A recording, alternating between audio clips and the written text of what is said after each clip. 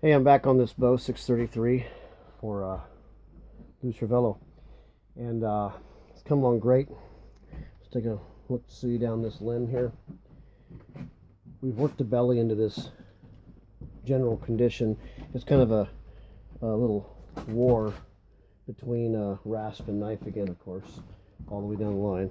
So just to let you know, this is actually tapering very, very well. I don't know if you can see underneath there, not very good, but this is what's going on. And it's going along great. It's actually shaping very, very well. I don't know if you guys can see this from here or not, but I'm gonna knife this a little bit more. It's kind of back and forth though. Like a little bit ago, I was knifing this down. I got it to a level, but then the knife starts acting up. It starts hooking and peeling. So it's right back to the rasp. So don't sit there and try to fight. Never fight what the knife is doing. If it's not doing what you want, get back to the rasp. If it's hooking and peeling too easily,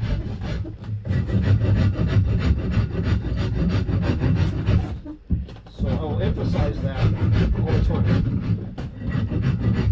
Sometimes you have a tool in hand and you want to just fight with it and just try to make it work. I'll be truthful with you. Once the knife starts hooking and peeling a lot, your surface tension, your surface has changed. Yes, you might be able to nip at it, but to be honest, it's better to take the good old rasp here, Nicholson or whatever, and just get that resurfaced and re-prepare the surface for it. It'll also get you acquainted with other things going on inside the surface of the wherever knots are. Find all kinds of priority areas that you. So one of the things about being in too much of a rush is it's really easy to overlook spots that can completely blow your limb.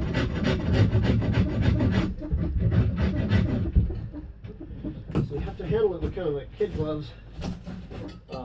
Constantly be watchful.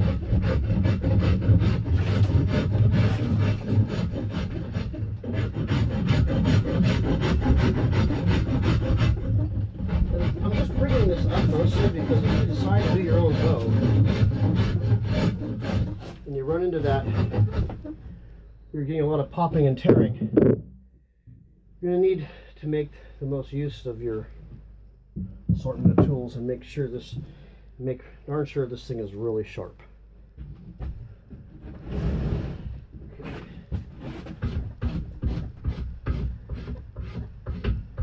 I'm at a point here where I have to pay attention to number one, how deep I go into the limb. I've got to begin pulling this taper down quite a bit more, all the way down the limb. So I do it in graduations.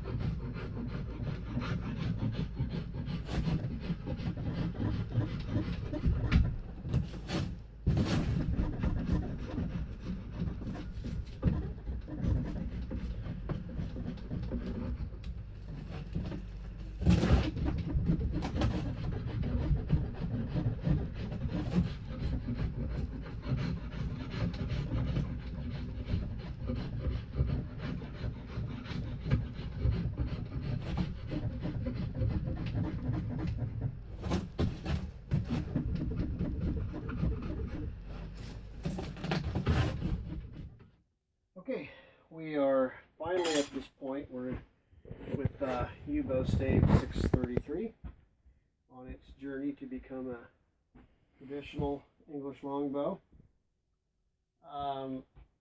As you can see, the profile has changed a lot since it was a stave. It wasn't a big stave to begin with, but now it's definitely streamlined down, and my focus is that taper down to where it diminishes to the point like you slow with slow taper.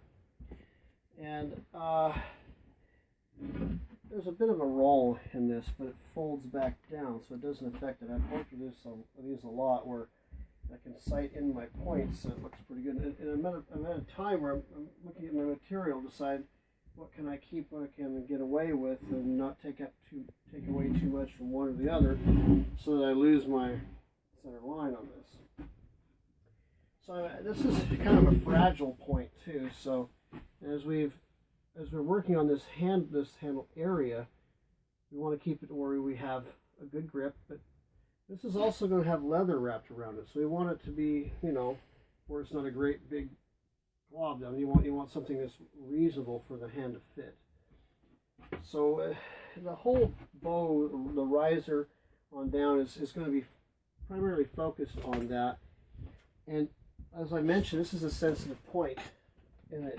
I'm actually getting a little bit of bend in that, not a lot. So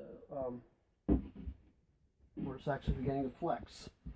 And that is just enough to tell me, and I'm down to my tools here, the fine side of the rasps. And this has got different teeth depths. And this guy right here, which we use a lot. This little metal scraper here, little piece of aircraft aluminum. I have a sharp edge on it that I just use for scraping. Where's the mount? I've got to find it so it's still good. But here I just work my way up the limb here, just kind of just taking little strikes off. And you're probably thinking, well, what are those knots going to do in there? Nothing. This is the beauty of working with you. I have bows where knots are in places where you would think that they could not be. But, you know. So anyway, it's something you just don't really. Yes, it's a concern is there. Maybe if it's too big, I might fill it with some epoxy. But all in all, I've never really had any issues with them breaking because of the knot. I've had it break on the back of the bow from with the air, had nothing to do with the knot. Now, if it's hickory or oak, that's a different story entirely, because the heartwood in oak or in ash or in hickory it's well, not very flexible. That's one of the beautiful things about you.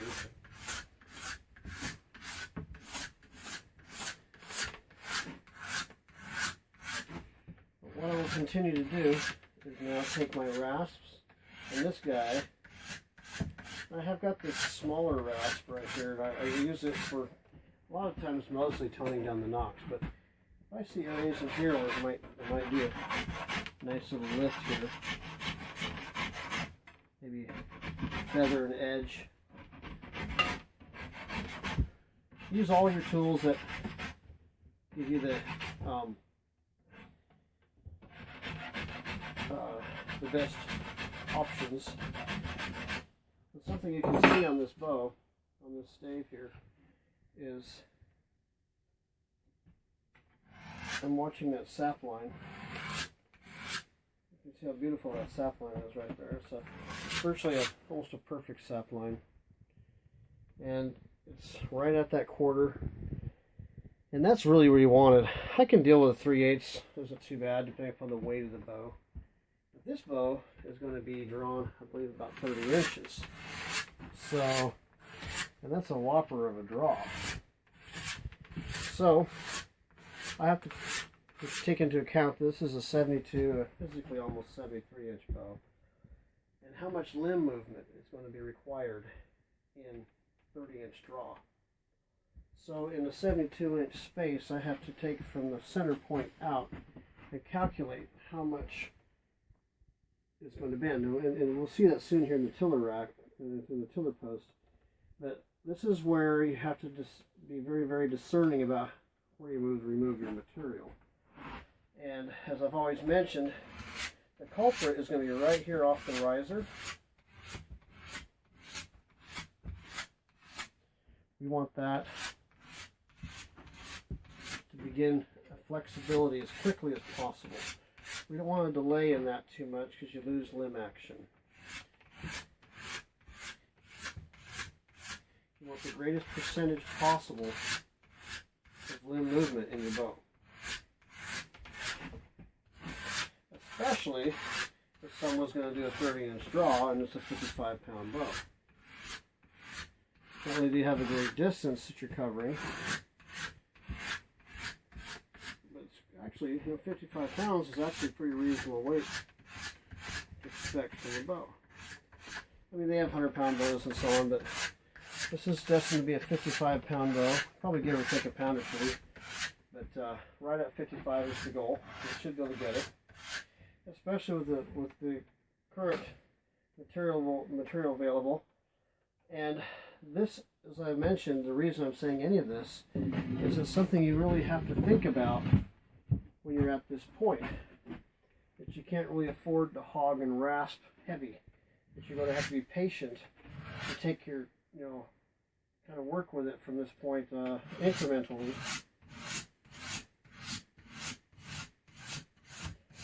Now I'm at this point I'm going to do a lot of like a floor tiller.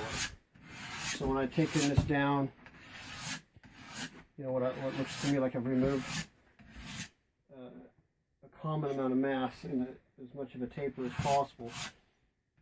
I'll check it constantly. Let's see. It's already changing. Compare this side. So, anyhow, this is the back and forth thing. And the most rasping I'll do is with this guy on the fine side. I'll scuff a little bit. And I'll come back with my scraper.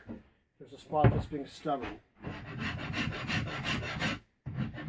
Anyhow, I'm not far from putting this guy in a tiller post. I would say most likely on the next video I will be putting in a tiller post and checking limb movement. So you saw at this point this is what is done in typical at this stage.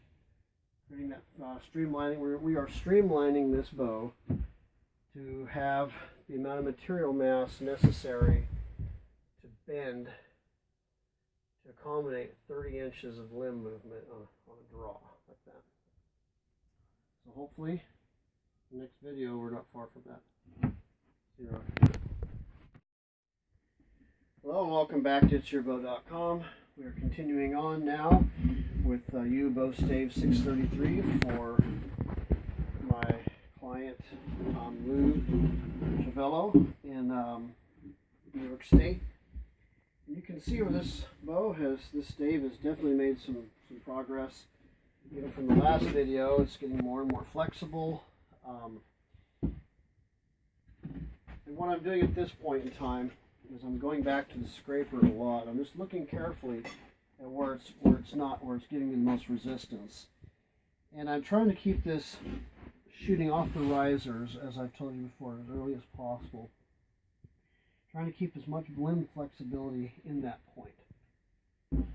So this limb here is being a little more forgiving at different places than this one.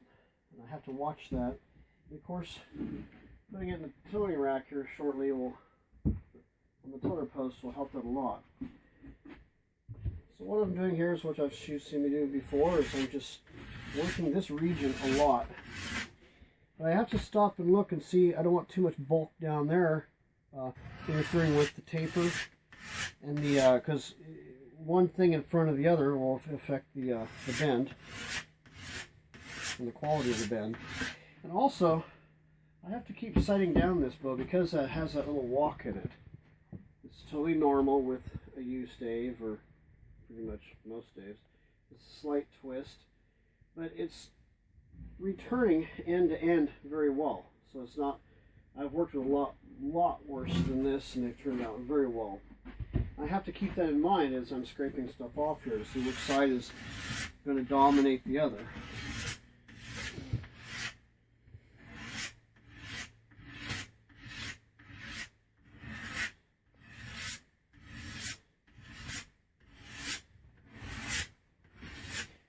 I just really, now that I've got a profile happening here, which is kind of a not a true round.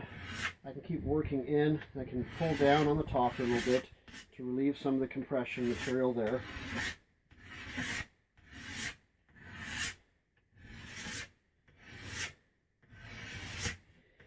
We are really close to putting this on the tiller post. Going through those phases. I have to keep streamlining this. This is where you have to be careful with the rasp, is right along here. You can do it, but it needs to be very fine rasp. That's why I prefer now to use this guy at this point that I've got this down. I may come back and use a rasp right here to do a little bit of a lift off of there if it's still being stubborn. But I will not, as much as possible, use a rasp along here, because then you leave these big strike lines that are hard to get out. And I've learned that the hard way. And I've wound up making a bow into more of a very flexible toothpick. So that's what I've ended up doing. Trying to get defects out of it. But you can see that this little scraper actually removes a significant amount of material on each strike, and you have to keep that in mind. That you know, it's where you take it off too. That's why you floor tiller it, keep watching the limb bending. Even when it's a bit stiff here, even though I know it's going to be not anywhere near, let's say right now it's an 80 pound or 100 pound bow. I'm still going to put in a tiller post here in a few minutes to see if the limbs are bending evenly off the center here, off the center of this handle area. Okay. And something about this stave here, like it is typical in Yew Bowstaves, and we have little priority areas. If you look earlier in the videos, this was a very stubborn knot, and remember I commented on just because it was big and obvious up here that once I got rid of it, which I did do, it would just go away. Well, that's not true. Come closer, Nathan. You can see this is a point here where there's a lot of material. There's kind of almost like a it's part of where the knot bottom of it is where it formulated from. It's very hard, almost crystallized. Now it's still very flexible. I do deal with this all the time, but I have to watch this all the way through, because that behavior, as I told you, the knot up here, that behavior continues at some level all the way through the stick. So this has to be considered. So just because a knot or limb shadow looks like it's out of the way doesn't mean that you don't have to address it all the way through. And yes, this will bend just fine. It'll be, believe me, many bows down the road. And it's just a matter of making sure that material in front of it, material in front and behind it, on either point, is not in conflict. That way, this has, because this here, as you can see, this corrugation, you have to consider how this is going to travel and how it's going to bend. We'll check that right now on the floor, see how it's tilting in that.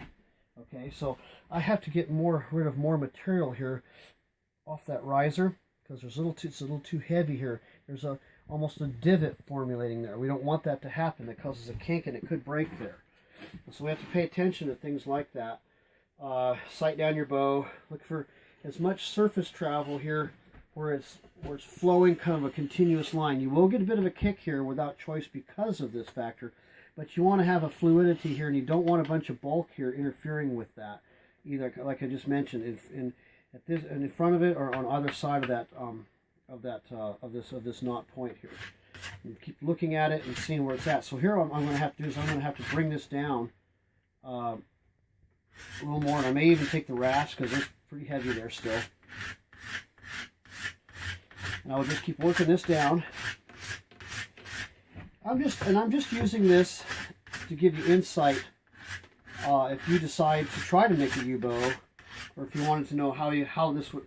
Well, let's say you see this and you want to know how we would get something like this to actually bend and not have influence on its influence on the limb bending properly. This is the beauty of working with yew wood. Yew is very malleable in this way. However, the problem with yew is between you, the bow maker, and you, the wood, is the relationship you develop, understanding the rules you have to follow with it. It's a very lovely wood to peel. It's a very nice feeling to mill off. but paying attention to and being aware of all your priority points and address those. Take a look at that limb that has this issue. This is going to be the limb that determines this entire bow. If I fail here, this entire bow has failed. So that's what I have to focus on here right now. We're right around the corner from putting this in the pillar post, and I'm going to continue doing exactly what you see me doing right here. And hopefully in a few minutes we'll be testing this for limb action. All right, we'll be back with you guys soon. Okay, I stepped outside in this really nice weather, so I'm still working on Yew Bowstave 633, and I'm getting more and more refined here. I've put it in the pillar post a couple times, and it's still very, very stiff. Taking some persuasion. It's a little bit stubborn, but that's okay because we want a nice strong bow, and if it takes a bit of time, fine. We'd rather have a bit of a fighter than a really soft, floppy limb. But you know, it's actually becoming a really nicely shaped stick here. Takes a little bit of patience. Second here, I'm going to see how this limb here is bending compared to the other one. What you can see is if you take the cam down there, Nathan, and see where you're getting limb movement, it's getting some spring in it, you know, just by pressure in this level. We're looking for that.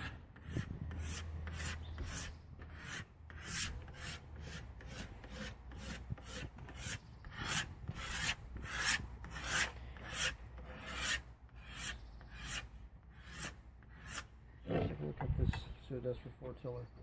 So we're gaining it, put my hand pressure right here. We have to look out for areas where it'll gain too much bulk, one in front of the other. The idea of the taper being perfect, I mean all the way down, this is a very gradual, very slow taper. It's not a perfect straight line. It's sort of in flow with the very shape of the stick itself. You can't force this to do something other than what nature has provided. You have limitations with that. Some of it you can, yes, you can promote it to bend, but you still have to follow the rules, and it requires some patience too. You cannot just expect this to immediately do exactly what you think you want it to do. You have to become part of this. Pay attention. This is one of those things like I've mentioned before. You really have to be aware. This is material removal that's designed to create a nice consistent radius, but you don't have exactness here because you're dealing with something that nature created. The back of this stick has got corrugations and movements all the way through it. So you have to constantly remind yourself when you're doing this. This is nature's game. You have to play the rules. Some people will say, well, I force it to do what nature doesn't want it. So you don't really do that with this very well. You have to be fluid with nature here and go along with it and feel it happening. And that takes, as I always would say, repeat and using the word diligence. Kind of got to pay your dues on this little journey here. That's why I call this a journey. And this stick has some similar characteristics from one I did a week ago or yesterday or whatever, but it's not the same. So this is a different show entirely. But we are very close to putting this back in the tiller rack again. Let's take a look and see what I've done with that little bit of removal there. Every little bit counts. See, it's getting a little bit better each time. I want to keep a nice sweep in there. I don't want to have a kinks in it. Let's check the other side. They're getting better and better, more and more related.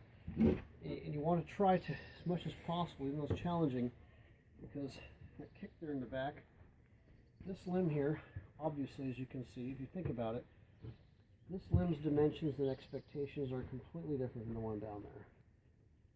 So you have to kind of dominate. This limb here has uniqueness that you have to use this as kind of your lead limb.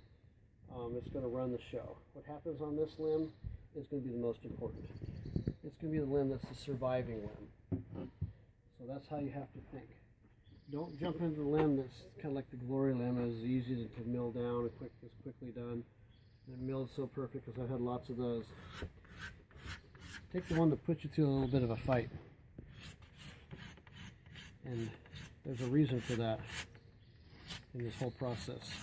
This limb here, what happens with this limb of the bow is going to truly dictate the condition of the bow entirely, as I mentioned before. Anyhow, next video we'll put this back in the tiller post. Hopefully we get more of the D shape. That's what we're after. The whole thing behind this type of bow is to accentuate on the concept of the D shape, which allows that D shape is maximizing off of the center fulcrum. The fulcrum being a tiller post and or your arm. The D shape offers the most pullback and release that you can get off of your brace. That's why they do it this way. It's why the wise old ancients knew about this. Personally, I love the handle. I've actually developed a way to make a pretty close to D-shaped effect with a handle, and to get some very powerful bows out of that. But when you're dealing with this particular wood,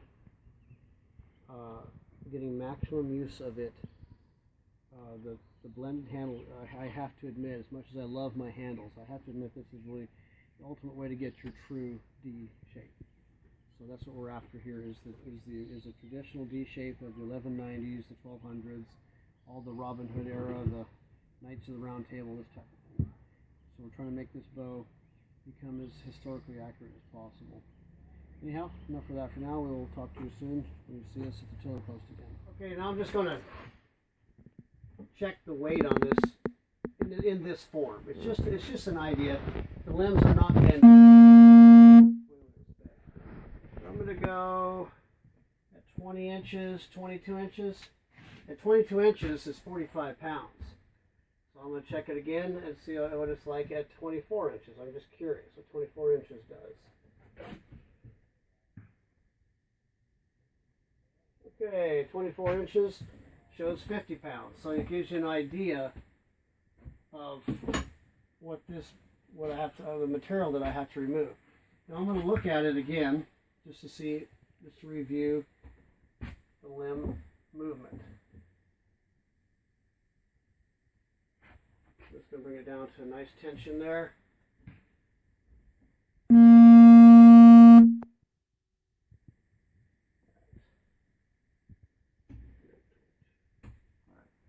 You can see there, cockeyed there, very slow. I need some relief right there. Again, this is the common point. This is static. That's all static there. So the bending, it has to be increased right through here, primarily into here. That's about to happen. That's the next step. So hopefully the next time on the next video for tillering, we've brought that down a little bit, but you can see how straight that thing is. It's very, very stiff, very straight, which is really what you mean. It's going to keep this profile because this is a really good stave. It actually is a very, very powerful, strong stave. So anyhow, next video we will be hopefully getting a lot more limb action out of it.